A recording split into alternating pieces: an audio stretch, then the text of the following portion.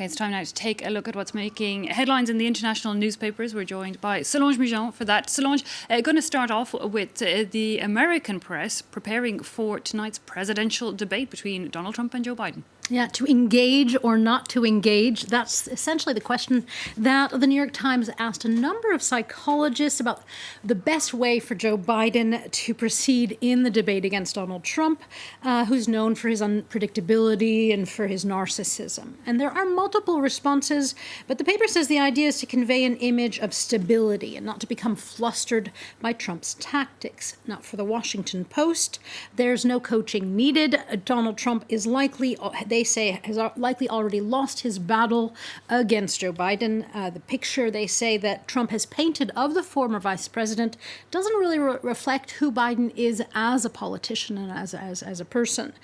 So if Trump's competitor is, quote, even in remote fighting form, end quote, the Post says that the trap that Trump has sort of set up for his competitor could likely, in fact, trap Trump himself. Now, the Los Angeles Times thinks that the debate may not actually stand up to all this hype. The paper's columnist writes that the presidential debates are often bland and without surprises, essentially boring, and that unless there's a major hiccup, they don't generally change voters' minds, the LA Times says. But they do say there is a chance that there could be some entertaining or excruciating moments, essentially good television, but that nonetheless it's unlikely that this debate will change any voters' perceptions of the candidates. Interesting. Moving on, Solange, to a damning report by the human rights organisation Amnesty International calling out the French government for repressing the right to protest. Yeah, in the report, Amnesty International says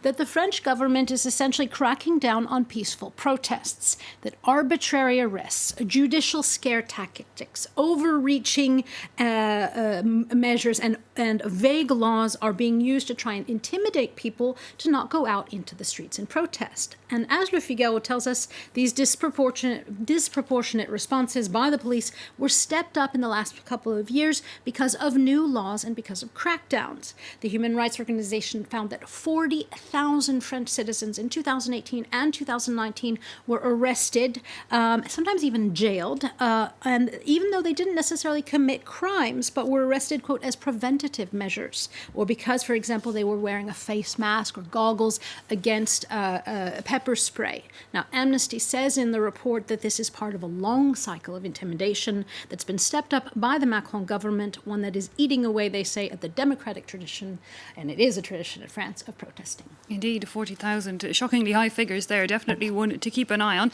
But you've spotted another human rights story, that of the sentencing of a 13-year-old Nigerian boy for blasphemy. Yeah, this one is a heart-wrencher, but there is a silver lining.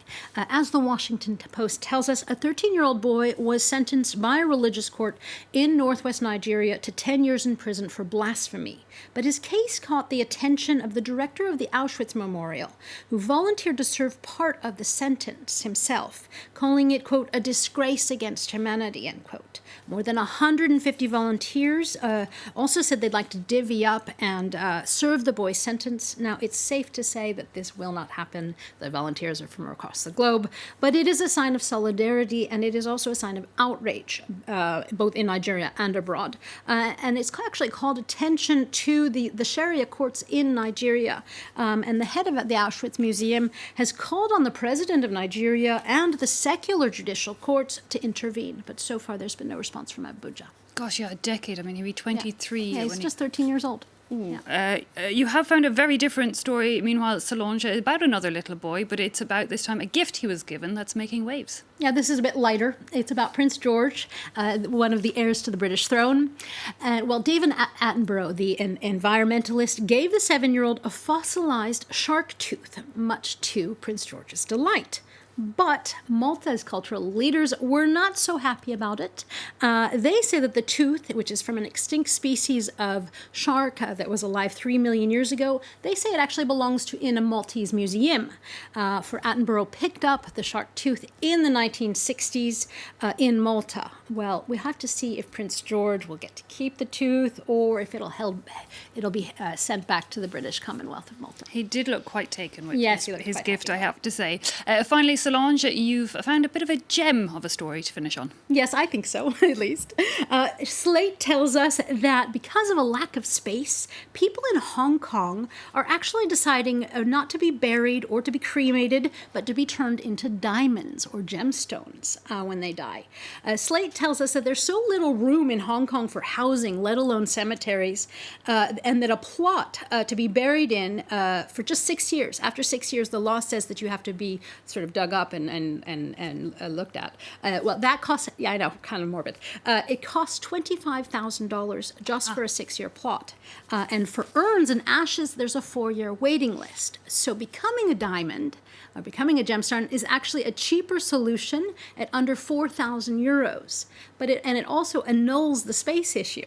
But there's a problem. And it's pretty. I'm sold on this idea, Solange. Exactly. But there's a problem. The practice, Slate tells us, is taboo in Hong Kong because it goes against some of their ancestral traditions, such as keeping the deceased far from your home. You'd be wearing it around your neck, so that doesn't work. And also being kept together, the deceased sort of all together in a family. Well, you could bury the diamonds. You could, exactly. But no, I wouldn't. Yeah, I'd wear them. Nevertheless, the rules of real estate seem to be wooing over Hong Kong people, and the idea of wearing grandma and grandpa around your neck as well. It's actually booming in Hong Kong.